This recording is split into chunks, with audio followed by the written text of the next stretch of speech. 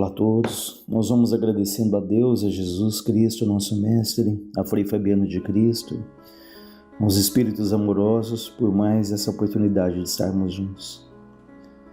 Sempre pedindo a Deus que ampare a todos nós, que essas vibrações se estendam a toda a Terra, a todos os que sofrem do corpo e da alma, obsessores, obsediados, a todos aqueles que nesse momento se sentem sozinhos. Nós trouxemos hoje do Evangelho segundo o Espiritismo, capítulo 9, Bem-aventurados aqueles que são mansos e pacíficos, o trecho que fala sobre a paciência. É uma mensagem de um espírito amigo transmitida. Essa mensagem abre 1862. A paciência. Aliás, esse é um tema tão interessante e mais do que nunca, né? A vida tem aí nos convidado diariamente a termos ali a paciência, a vivermos um dia de cada vez, né? A confiarmos na bondade e na misericórdia de Deus. Então ele nos diz: a dor é uma bênção que Deus envia a seus eleitos. Não vos atormenteis, portanto, quando sofrerdes, mas ao contrário, bendizei a Deus Todo-Poderoso que vos marcou pela dor nesse mundo para a glória no céu. Então temos ouvido sempre, né, e como Vinícius nos diz, que a dor ela é uma necessidade na Terra, né, num orbe onde nós nos encontramos. Vinícius diz que a dor é na vida do espírito o que o fertilizante é na vida de uma planta. Os homens, como as árvores, não devem ocupar neste mundo, um lugar inutilmente. É da lei que as árvores e homens produzam frutos, cada um segundo a sua espécie e a natureza. Quando a árvore se torna estéril, o agricultor recorre a processos aconselhados ao caso. Abre sulcos em volta do seu tronco e aduba a terra ao redor. Quando o espírito estaciona na senda da evolução, mostrando-se negligente, relapso no dever que lhe assiste, de produzir frutos de aperfeiçoamento moral e de desenvolvimento intelectual, vem a dor a despertá-lo. É assim que os comodistas, que os impenitentes, os preguiçosos, os abólicos, que são os indiferentes, os cínicos são chamados apóstolos, forçados a assumirem atitudes definidas e positivas durante as lutas da vida. Então nós vemos aqui claramente que a dor ela tem essa função redentora de nos tirar ali do comodismo, da zona de conforto, né? Porque na busca pelo equilíbrio, na busca pela paz, na busca pela saúde, nós vamos ali despertando os sentimentos, os valores da alma até então desprezados por nós. Tanto que se nós olharmos para o nosso passado, nós vamos perceber que aprendemos sim com alegria, com a paz, mas grandes saltos que tivemos, as principais alavancas, né, do nosso crescimento, da nossa busca, foram em momentos de dor, foram em momentos de dificuldade.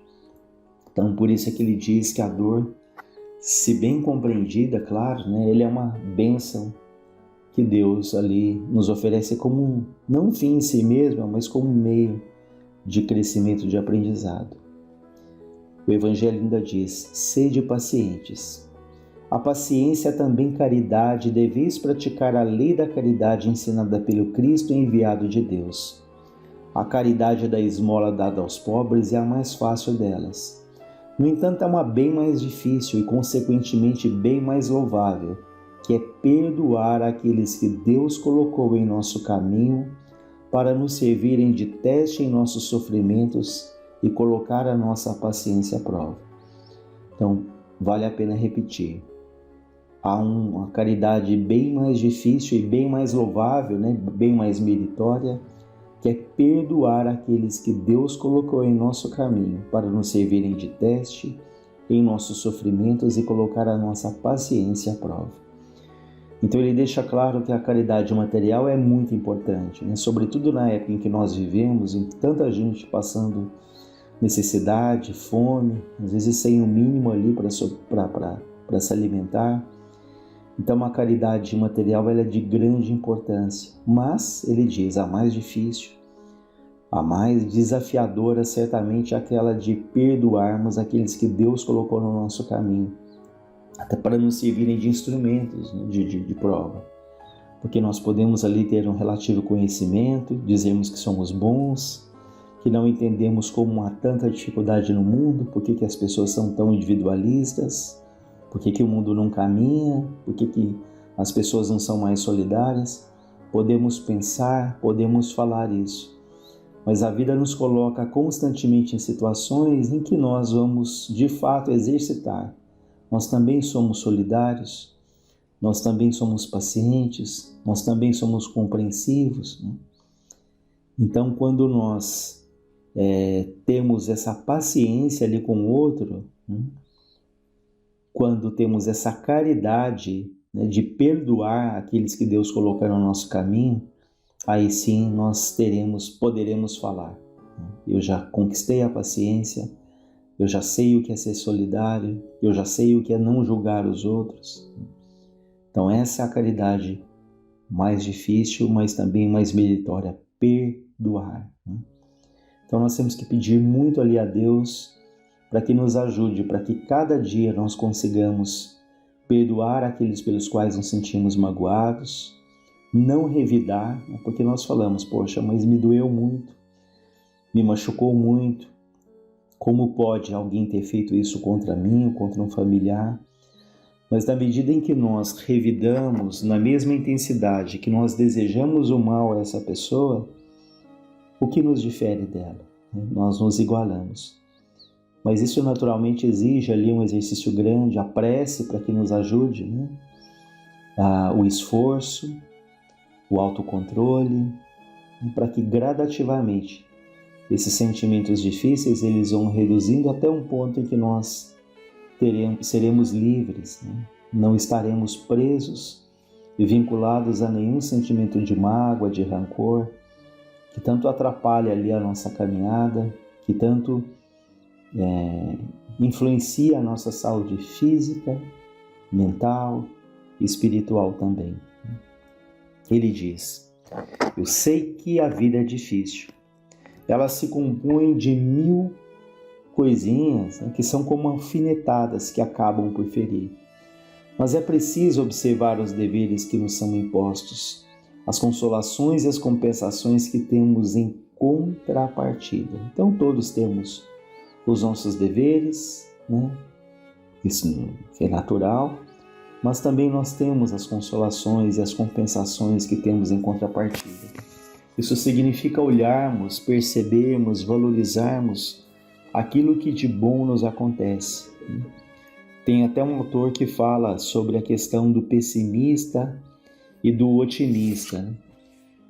O pessimista ele diz uma frase, mas ele enfatiza o negativo no final. O otimista não. Ele pode até falar ali da dificuldade no início, mas ele termina com uma coisa positiva.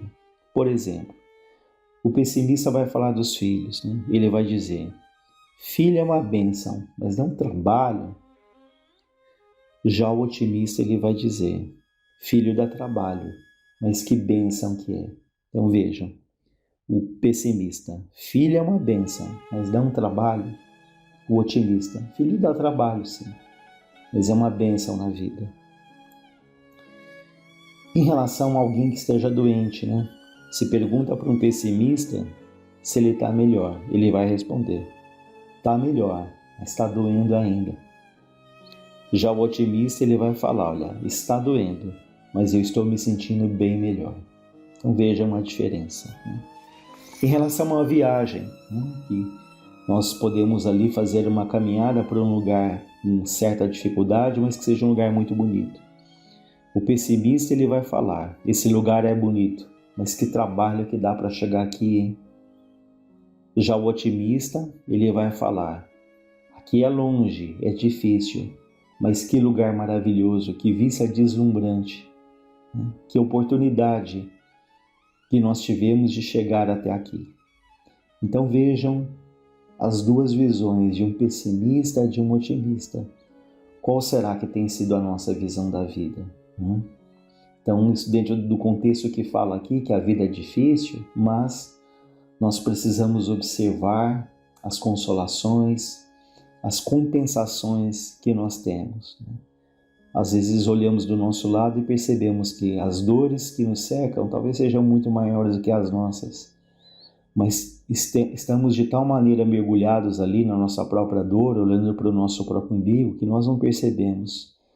Pessoas que silenciosamente estão precisando de ajuda. E nós temos uma ilusão de que pensando, quando a minha vida for melhor, eu vou olhar para alguém.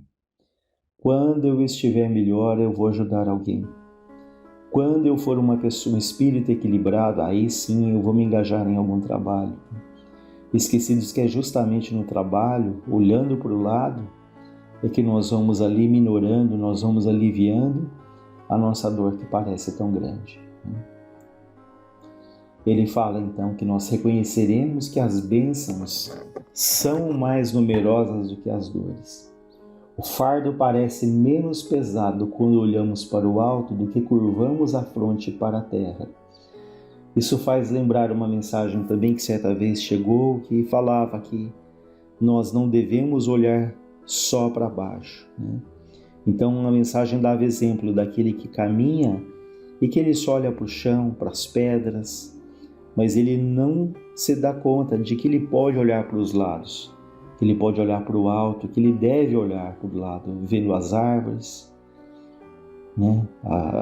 os animais, que ele pode olhar para o alto e perceber o sol, a lua, as estrelas, mas ele está de tal maneira ali preso ao chão, olhando para o chão, para as pedras, e mais do que ele olhar, essa pessoa vai caminhando e carregando pedras. Ele carrega um saco pesado nas costas, em que ele vai acumulando essas pedras, como se dissesse: olha como a minha vida é dura, olha como eu sofro, olha como o meu fardo é pesado.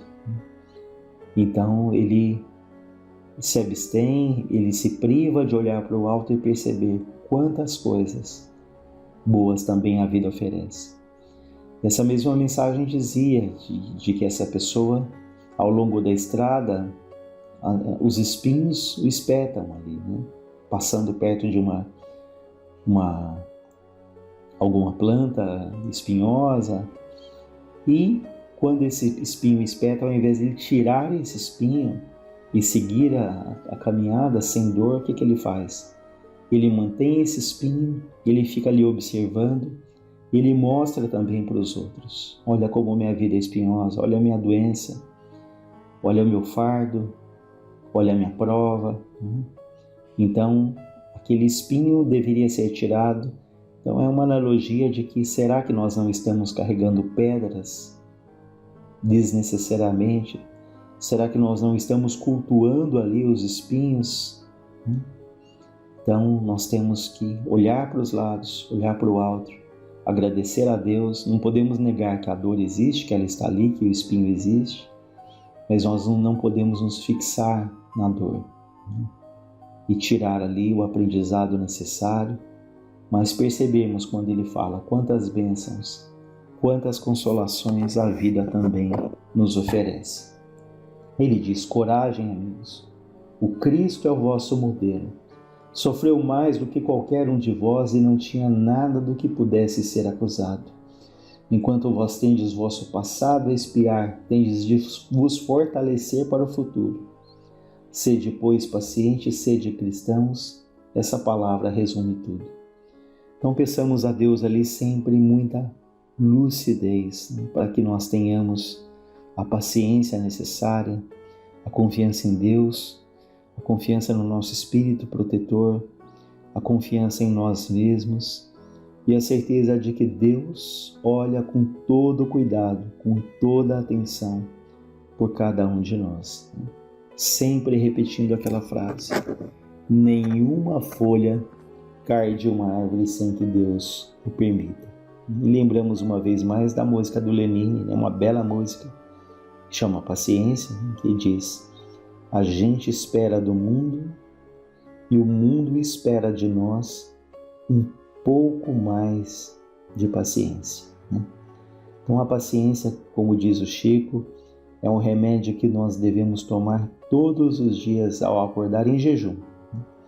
Primeira coisa, vou tomar ali as minhas pílulas de paciência, pedindo a Deus que nesse dia que inicia, nós não nos irritemos tanto, que nós possamos observar aquilo que de bom nos cerca, e só de pensarmos assim, naturalmente já emitiremos ali uma vibração de mais positividade, de mais equilíbrio, de mais confiança. Isso irá certamente nos ajudar ali ao longo do dia.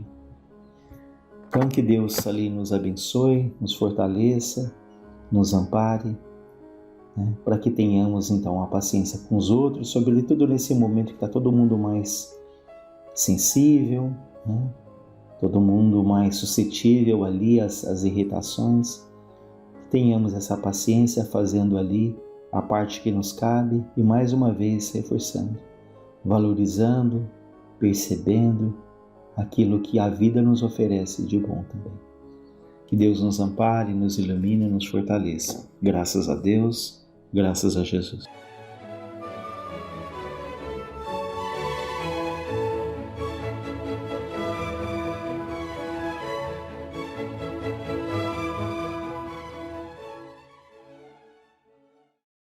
Boa noite a todos. Vamos nessa noite, nesse encontro, buscarmos uma página, um texto de Vinícius Pedro Camargo, chamado Vinícius, no livro Mestre na Educação, em que ele nos fala sobre Kardec, o operariado e a educação.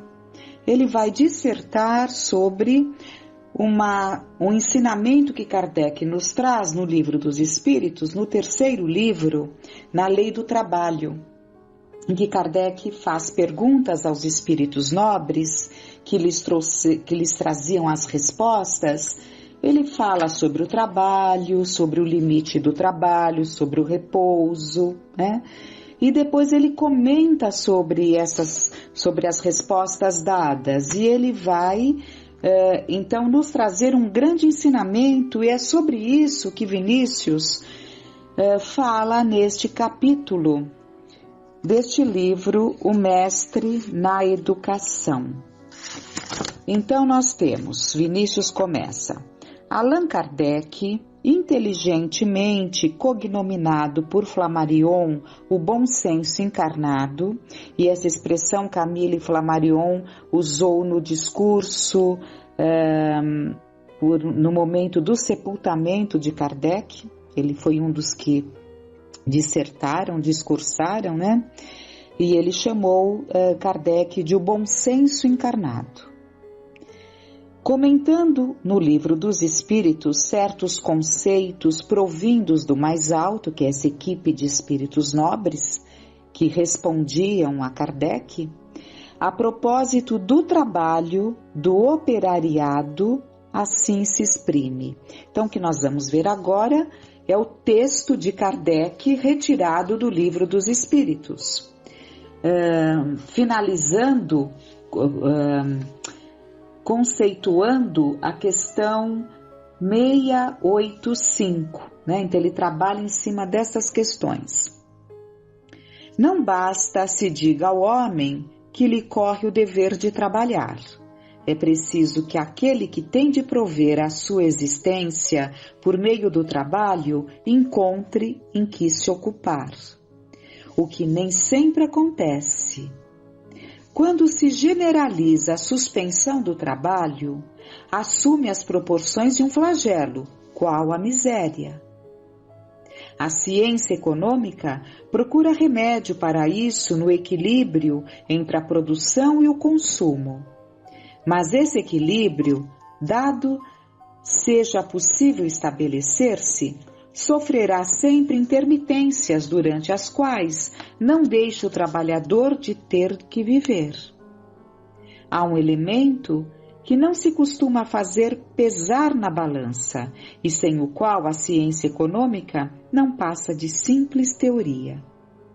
Esse elemento é a educação.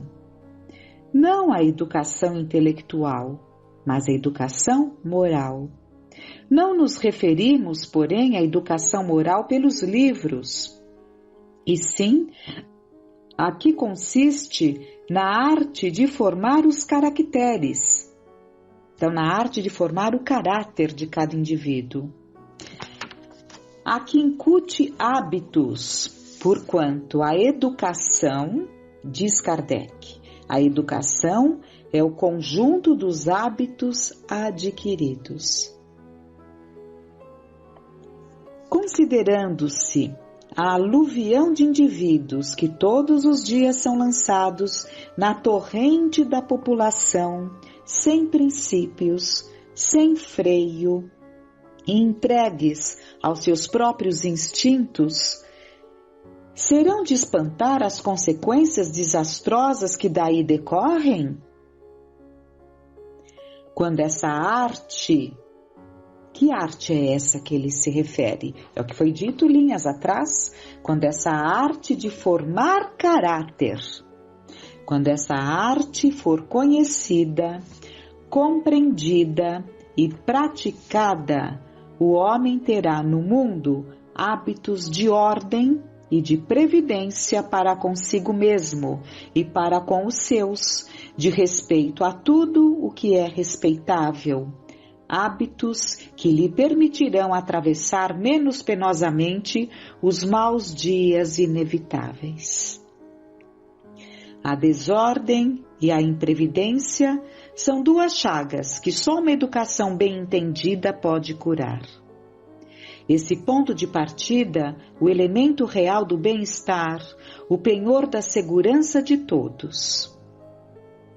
Assim finaliza Kardec, e que conceito, né? Que ensinamentos. Em outros pontos ele fala que o dia que os homens darem a mesma importância à instrução, darem a mesma importância que dão à instrução, à educação do caráter, os nossos problemas como sociedade estarão bastante atenuados. Então agora Vinícius vai continuar a dissertação sobre essas questões. A falta daquele elemento insubstituível, que é a educação, então a falta daquele elemento insubstituível, a que alude o inovidável codificador da doutrina espírita há perto de um século, né, porque foi em 1857, né, e o livro foi escrito em 1976, então pouco mais de um século. Ainda perdura lamentavelmente. Tudo o que se tem feito até aqui, a prol das classes obreiras, ressente-se de uma lacuna, sem cujo preenchimento de pouco proveito serão os benefícios que lhes pretendem outorgar as leis em vigor e outras mais que posteriormente se decretem em favor das mesmas. A omissão em apreço é aquela apontada por Kardec. Essa lacuna é a educação. E Vinícius também afirma, não a educação intelectual isoladamente, mas a educação moral. Não ainda essa moral espetaculosa que se reduz às aparências e exterioridades, interessando apenas os sentidos. Porém, a educação moral, que forma e consolida caracteres, que apelando para a razão e para o coração, cria personalidades, eleva o nível evolutivo e desperta no indivíduo o senso da dignidade própria e do valor pessoal, decorrentes da conduta e fruto legítimo dos seus atos no seio da família e da sociedade. É disso que ainda não cogitaram os nossos legisladores. Se, porém, eles olvidarem essa medida de tanta relevância, cumpre aos espíritas lembrar-lhes a obrigação de fazê-lo, dando exemplo dentro da esfera em que exercem suas atividades.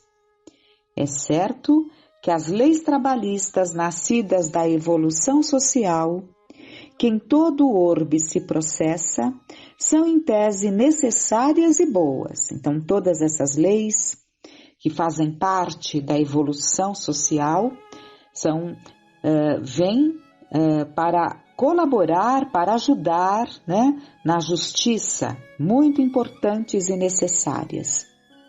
Porém, não é menos certo, diz Vinícius, que às mesmas é imprescindível adicionar os processos educativos de cunho espiritual, uma vez que não só de pão viverá o homem, segundo o sábio dizer do maior e do mais generoso dos amigos e defensores dos humildes, Jesus Cristo.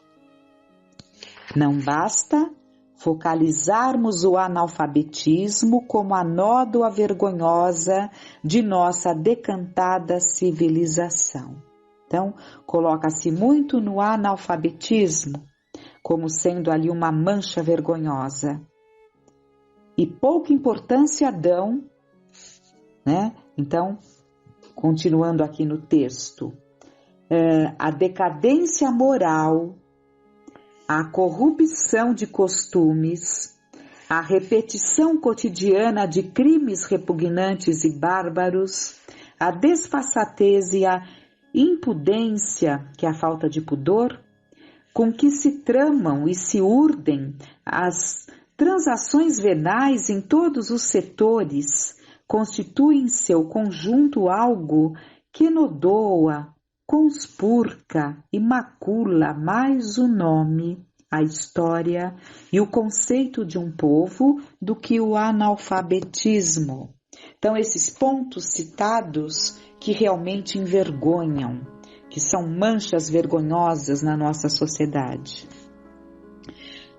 O desenvolvimento da inteligência, desacompanhado da vigilância e orientação dos sentimentos, produz mais malefícios que proveitos. Com certeza, uma inteligência mal direcionada, mal orientada, ela traz muitos danos. Porque amplia e dilata as possibilidades de êxito na prática de velhacarias e vilezas, como na maneira astuta e sagaz de fugir às responsabilidades, iludindo as massas ingênuas e incautas. Com poder de persuasão, no jogo das palavras, né? Ilude as massas ingênuas e incautas. É ainda produto da inteligência impudente o forrar-se a obrigação de dar conta dos mandatos, seja na esfera pública, seja na particular, encorajando assim o regime da irresponsabilidade, cujas consequências funestas explicam a desordem e a indisciplina que, partindo das altas camadas, se derramam e se espalham por todas as baixadas. Então, parte do alto e alcança os que estão em condição mais baixa. Não basta que acenemos as classes obreiras com certos direitos que até há pouco, criminosamente, não se lhes concedia. Cumpre completar a obra da sua reabilitação, incutindo-lhes noções do dever, base e fundamento do direito natural e legítimo. Isso realmente falta e muito. Ensina-se muitos direitos. A ordem é despertar a todos nós para os nossos direitos, e bem pouco se fala, se alerta sobre os deveres de cada um para se conquistar os direitos. Do contrário, estaremos semeando em sua mente ideias desordenadas. Então, incutir apenas a noção do direito, né, sem as noções do dever, ele diz que acaba semeando em suas mentes ideias desordenadas, subversivas e contraproducentes, cavando ao mesmo tempo profundo vale de separação entre aqueles de cujo mútuo entendimento e cooperação dependem a ordem e a prosperidade das nações. É óbvio que o desequilíbrio entre o dever e o direito é responsável pela confusão e pelo desajustamento que cada vez mais se manifestam acentuados em nosso meio, que cada vez se manifestam mais acentuados em nosso meio. Façamos obra cristã e não demagógica, em benefício dos nossos irmãos que manejam os músculos e os braços, visando em realidade o seu progresso, soerguendo-lhes o nível consciente do valor que enobrece em todo o sentido, principalmente e particularmente no que concerne à formação do caráter, condição esta indispensável ao bom êxito em qualquer empreendimento humano. Necessidade essa de que carecem tanto os dirigentes como os dirigidos, mais ainda os primeiros que os últimos, levando em consideração a maior soma de responsabilidades que lhes cabe. Do menosprezo a tão grande problema resulta o estado lamentável de nossa sociedade. Então, do menosprezo da educação, e a educação nesse sentido mais profundo, como nos foi explicado, resulta o estado lamentável de nossa sociedade, o que deu lugar às seguintes judiciosas considerações de Kardec acima citadas. Honremos e dignifiquemos a memória daquele que, tendo olhos de ver, soube deduzir de um simples e corriqueiro caso de tipitologia, tal como fez Newton, observando a queda de uma maçã desprendida do caule, a magnífica e esplêndida doutrina espírita, conjugando ciência, filosofia e religião. Ou seja, todos os grandes ramos de especulações que absorvem a inteligência e o sentimento humano.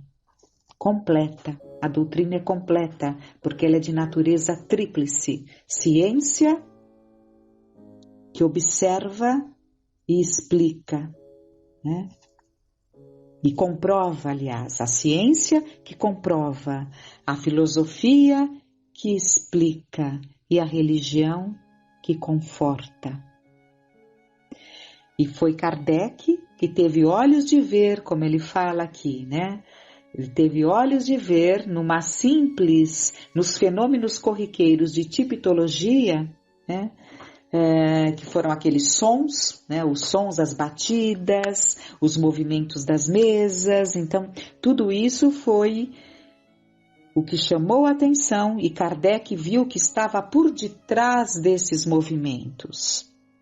E assim foi a composição do Consolador Prometido, dessa volta de Jesus através da doutrina, não encarnado entre nós como muitos entendem, mas a sua presença na revivência dos seus ensinamentos. Rendamo-lhes a maior e a mais eficiente homenagem, a que condiz com aquele critério e aquele bom senso que sempre o distinguiu, fundando escolas que venham preencher a grande lacuna por ele apontada há mais de um século, lacuna que ainda persiste. Esse, o monumento condigno que os espíritas devem erigir, num gesto de gratidão, em memória do amigo e assistente de João Henrique Pestalozzi, o inovidável educador e consumado pedagogo de Zurique. Kardec foi discípulo de Pestalozzi. E ele finaliza colocando o ensinamento de Emmanuel: educa e transformarás a irracionalidade em inteligência, a inteligência em humanidade e a humanidade em angelitude, diz Emmanuel. Belíssimos e profundos ensinamentos que Vinícius nos traz, refletindo sobre os ensinamentos que Kardec nos trouxe no Livro dos Espíritos. O quanto temos que agradecer a esses tão preparados que estiveram entre nós e deixaram os livros e nos ajudam a compreender mais profundamente textos que estamos longe de alcançar, porque eles nos emprestam o seu binóculo, eles nos emprestam a sua visão mais profunda, e através dessa visão mais profunda, porque são espíritos de condição muito melhor, muito e muito melhor que a nossa, eles nos trazem essas reflexões, esses esclarecimentos que, por nos aclarar o entendimento, nos conforta, nos consola. É justamente isso. A revivência dos ensinamentos de Jesus, a doutrina espírita, trouxe a revivência dos ensinamentos de Jesus de uma forma clara e, portanto, nos esclarecer, tanto nos conforta. Daí o Consolador. E é isso que tanto necessitamos para os nossos corações, que muitas vezes passamos por situações aflitivas. Sempre há alguém necessitando de um conforto, de uma prece, de um esclarecimento, de um colo, de um afago, de uma palavra que o ajude a elevar o seu pensamento a Deus nosso Pai, confiando: nunca vos deixarei órfãos. Tende bom ânimo. Eu sou o caminho, a verdade e a vida. Eu sou o grande médico das almas. Vinde a mim todos vós que se achais em aflições. Tenhamos uma noite